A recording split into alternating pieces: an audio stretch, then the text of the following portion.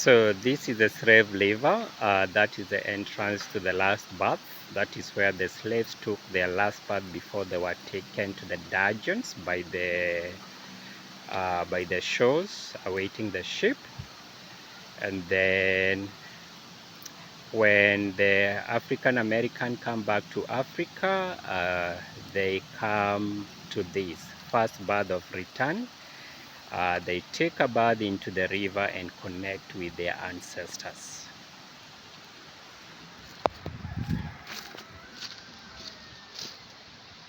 On the other, what is this and what is that? Tell them. These are lists of Nanami without black and stone. And if they are without it, some of these people were these two. Others were only serving as acting chiefs. What is the meaning of blackened stool? Blackened stone, konyatuntum, or so the stool is something that the chiefs use in the palace. But if you have a blackened stool, it means you will deserve, or you were a good chief, a great chief. So then a stool will be carved in your name. After carving it, they apply blood. It's either an animal blood or human blood. In the ancient time, they were using human blood. But in this modern world, whose child will you go and grab and kill to use his blood for this? Or whose blood will you use? No one. So then they started to use the animal blood, cow, sheep, goat, chicken, any of these. Yeah. So then they apply the blood on the start, blood on that stool. The more blood they apply, then if oxidation takes place, the iron in there will turn black. And that's why if you cut yourself, the blood drip on the ground, within some minutes or two, then the blood turns black. So then the more blood you apply, the more darker the stool becomes. They are creating a covenant between you who are living in this world and those ancestors down there. Because the person is dead and God, his name is going to be on the stool. They'll keep it in a blackened stool room. Then when you're about to stool a new chief, they'll blindfold you and send you to the dark room. You are supposed to select a stool. If you touch whichever one you touch, that becomes your name. So that's why these people have Inchi, Inchi, Inchi, Inchi. And there are several other groups, but these people prefer using the Inchi more than other things. So there should have been the years. Years. Yeah. There should have been years attached to them. This is current. Yeah, some other than the current one. 1050 to 1968.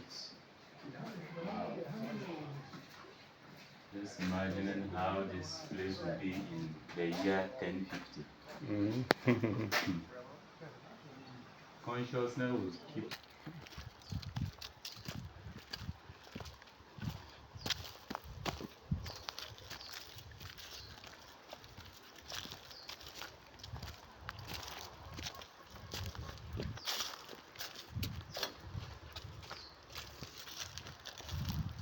This is the wall we call the Memorial Wall of Return. On this wall, several of Africans in the diaspora who have returned back home would like to memorialize their visit, as well as their ancestors. So then when they come back, just like we walk without our shoes to the river, they prefer putting the names on this wall as well, signifying that the spirits of their ancestors have returned back home. When our ancestors were being moved away from this land, they changed their names. The Europeans who bought them changed their names from Kweku to George or Madison, Jackson, Brown, and all these names. Linda Holiday. So then when we, just look at the Holiday. Is Holiday a name? Well, it is to some people. So then when they decide to come back home, they know that if they should write their last names on this wall, it will get the spirits of their ancestors to come back home. In Africa or in Ghana, we consider the names very powerful in the medium. In Ghana, we say Kweku. Kweku is my soul name. Mikradi. Yeah. And so they came just to put their names on this wall to memorialize their visit on them. So when was this erected? 2007. It was completed. So it's getting when finished. it's full, And the pages are full. we quote over. And the others will also put their names on it. Quote unquote. So Benson, your name will be His covered. name will be moving very soon. Yeah. And then we'll go for So I some will come and write my name on just top like your of yours. ancestors left and you are also here. How soon is my name going away so that I come again? Next week. No, probably Next next 2 months or 3. The mafia come. 2 months? Next 2 months or 3. Give it one more year here. Ah. I want it So to you are remain going to here. fill up or You know, you are going it to could, remain? it could have been here for 3-5 years, but lately a lot of Africans are coming back.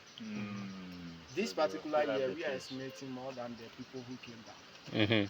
So now you Yeah. are getting more More visitors. You should be taking statistics of that. Yes, Like That's all every per year. year, people every year. number of Yeah, people as of last year, December 31st, we had about 2,000 who came. out of the ones who came to this place. And even if you go to the Bamboo Cape Coast Castle, they tell you that not just people don't really hear about this site.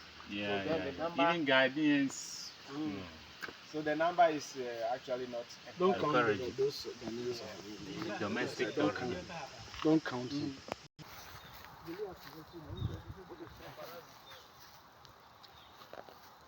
Are you able to get all the tree? No. Unless you step backwards a little bit. So this is the ancestral graveyard. The big tree. In this graveyard we have 3 different graves. The grave of Madame Crystal from Kingston, Jamaica, Samuel Carson from New York City, United States. The last one is actually with bones of so many ancestors from Barbados. Crystal and Samuel Carson were brought here in 1998. Madame Crystal was a captive from this land. During the 14th century, they took her to Jamaica. They got to Jamaica and she wouldn't eat anything. Embarking on a hunger strike, she was caught in the act. So they forced her to eat by using the chisel and hammer method. Her jaws were tightly closed, so then they had to do away with the front rows of her teeth. They created a way, placed the funnel there, dished the food into the funnel, and they pushed it down her throat. That way she stayed alive for them not to lose their mind. But she was so strong to the extent that whenever they are done feeding her, she waits until they have left her, then she put the fingers in the throat and throw everything out. She died while starving herself. According to oral history by those who brought the bones back, her dying wish was to be brought back to the land. It doesn't matter if it's just a finger bone, she will find peace in that.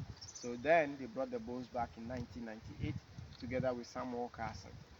When they heard the message that Crystal's bones was being brought back, the grandchildren of Samuel Carson also suggested that they should bring these particular bones back so that they will also find peace. They brought the bones from United States together with this from Jamaica. They flew them into this land. At the airport, they were picked on a bus. But they got to Anomabo and the road was blocked. The children of that land, Anomabo youth, told the leaders that, look, it is nice that you want to do this, but if you don't do it right, there is nothing you will achieve from this. The ancestors were picked at the bottom of a ship. They were sailed through this Atlantic Ocean to the unknown world. If you want to bring them back, the best way is for you to also take them through the same channel. And since you didn't ship the bones back, we shall help you out. They gave them a boat. They moved the bones through the ocean to the Cape Coast dungeon. Through the door of no return, they got them into the castle, and that's how come we have a door of return now. 1998, 31st of July, they were brought here to be buried. The next day was Emancipation Celebration, and that marked the very first ever freedom celebration here in Ghana, aside Independence Day. Then 2019, 400 years lifespan. From 1619 to 2019 happened to be 400 years. And so then, the Prime Minister of Barbados, Her Excellency Mia Amomoti, came back with bones of her ancestors to mark the year of return with us. And then she had them brought here to be buried so that their souls will connect to the spirit of the land, and finally they will find peace. That's how come we have these bones.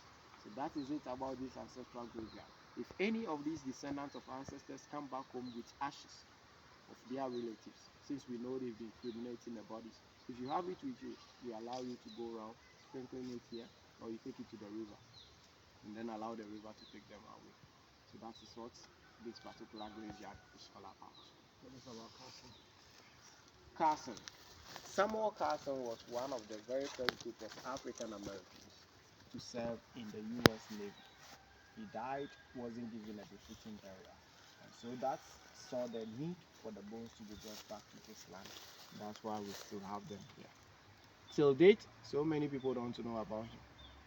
because these people will never tell you a story of your ancestors who were once upon a time the greatest. Yeah, they don't want them to know, so that they will still continue controlling them. But they are knowing more now, so that's why they are coming back to the country. For the pictures on the wall, we call them our emancipators or freedom fighters. The likes of Marcus Garvey, Nathaniel Turner, Harriet Tubman, Sojourner Truth, Martin Luther King Jr., Frederick Douglass, our own Dr. Kwame Nkrumah, who lost his life in exile. Then we have Malcolm X, Queen Nanny from Jamaica. These are all freedom fighters, all across. Like me. Yes, sir. Your name shall be here one day. And your ashes. The gentleman there, And my body. his name is Emmanuel, aka the Whip Peter. That gentleman always tried to escape from the slave camp. Yeah, emancipation. Yes, absolutely. Yeah, it's in Kumasi, the picture. It's in Kumasi Museum. So when he's caught, they whip him until he got the scars and then So then one day he left and never returned. So that's how he joined the fighting group and they fought for their own freedom. These are the people we want to talk about whenever it comes to History Month. So that's it about Assin Manso. I'd like to say thank you very much for your visit. You kept me on my toes today. I was about sleeping.